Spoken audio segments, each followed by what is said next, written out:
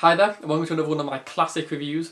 I pick one of my favourite movies, give it a rewatch, and then come review it. And this video I'm going to be talking about Late Spring. Late Spring is directed by Yasujirō Ozu, who is one of my favourite directors. And he's someone who makes films in a very, very distinct way, and he's very idiosyncratic, he has his own style, and he really, really sticks to it, especially in his later work. So I love Late Spring. Late Spring is one of the films that I've referred to as cinematic comfort food. It's one of the films that I will just watch because even though it has a little bit of sadness within it, it's always a film that I just watch and I just get caught up in and I love it.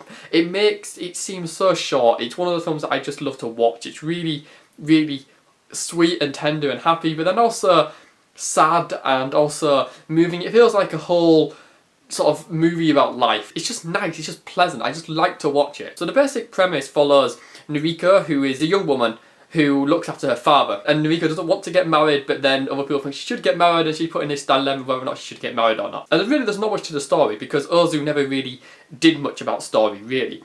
So this is a simple film, and yet it's about so much. So the first thing is it's all about marriage. It's all about views on marriage and about how do people look at marriage, because the generation gap between Noriko and her father really have different outlooks on marriage. In some ways there's the conflict between purity of marriage and the purity of the concept, and also the pragmatism of real life. So Noriko kind of sees marriage as needing happiness or love or a reason, but happiness and marriage don't necessarily intersect. And so the characters are caught in this conflict of whether or not they should do stuff. Noriko doesn't know whether or not it's right to marry, or what's good for her and what isn't good for her, and what she wants, and also what does everybody else want, and what's the pressures on her from her peers and from society. She's also uncertain of the concept of marriage in terms of its purity. She sees remarrying and divorce and marrying when you have other responsibilities as being things to be frowned upon, which is kind of contrasting to her father. And that's part of the interesting thing, is that it's quite hard to necessarily pinpoint if Late Spring is a conservative or a liberal film. In fact, the film is all about traditionalism versus modernity and whether or not the modern life is better than the traditional life, and about what the answer is to how we live.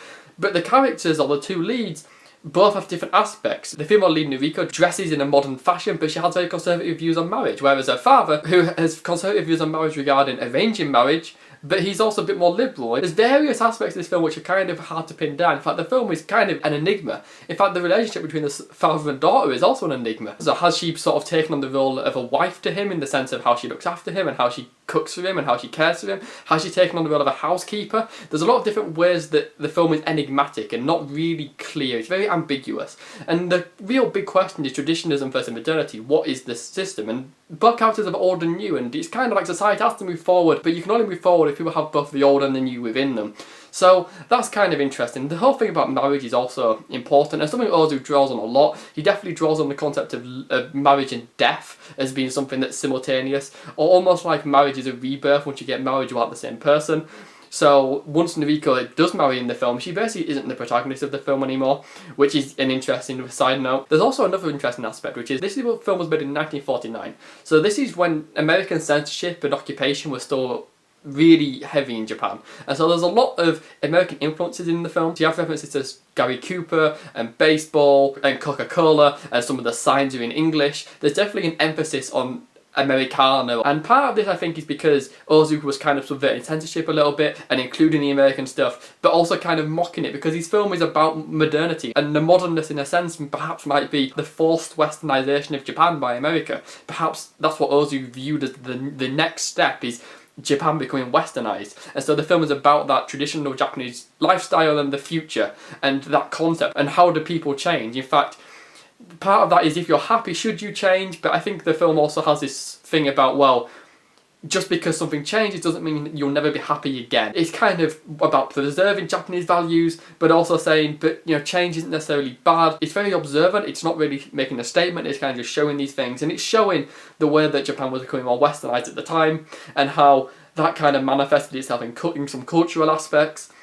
So there's a lot of interesting little side things like this in Late Spring as well. Late Spring has a lot of undercurrents. Ozu is known for his distinctive style. So his style was basically just static shots. There's only like 2 or 3 shots that move in Late Spring, and the 360-degree rule means nothing to Ozu. It gives him complete control of the space on screen. Like, Ozu has his characters exactly where he wants them, and he knows where everyone is, and the film is really, really controlled. It also gives him complete control of time because Ozu refuses to stick to rules of time. He features trivial events for an inordinate amount of time that take ages. Like there's a stage show in Late Spring which just goes on and on and on and on and on. Not that it isn't fascinating, and there's a lot of depth about the cultural norms associated with that scene and what that actually means, because that scene in and of itself is about traditionalism and things.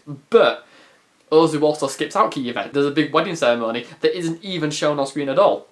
And so there's all these different things. It's about moving on, it's about life changing, it's about embracing the new but also not forgetting the past. It's about characters having to come to terms with what they think of things, whether or not their purest view is necessarily the right view, whether or not lying to somebody can ever be good, whether or not marriage should be pure, whether or not life should be lived in a very traditional or purist way. It's wonderful. It's a film that's charming, it's funny, it's really, really human. It has a couple of really good moments in terms of just fun. It's not a film that is ever let down or ever boring. It's fascinating from beginning to end. It's really well made. It's beautiful, it's stunning. It's a film that really holds up, I think, the more you watch it. I think it's a film that really, really has a lot to dig into. There's all these various ways that it's all about the internal conflicts that people have to make these decisions, which they don't know how they want to live their lives, and they don't know if that's the right way to live their lives.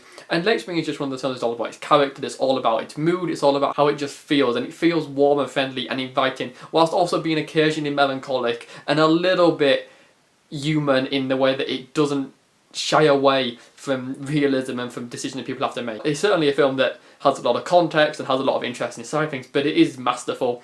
It's one of the finest films of Japanese cinema. It is one of the finest films from early cinema. It is absolutely amazing. It never ever falters, and it is one of the best put together movies of its era. So Late Spring is absolutely wonderful. I think it's an all-time classic. I would forever recommend it. I've seen it so many times now. I once watched it in the middle of an 8-hour coach journey, and I have to say it made that journey feel a lot shorter. So yeah, Late Spring is wonderful. If you've seen Late Spring, leave me a comment. I'd love to hear your opinion. If you like this video, give it a like. And if you want to hear more from me, subscribe, because I post reviews all the time. If you want to keep up to date with what movies I'm watching, you can follow me on Letterboxd or on Twitter. Links in the description. And thanks for watching.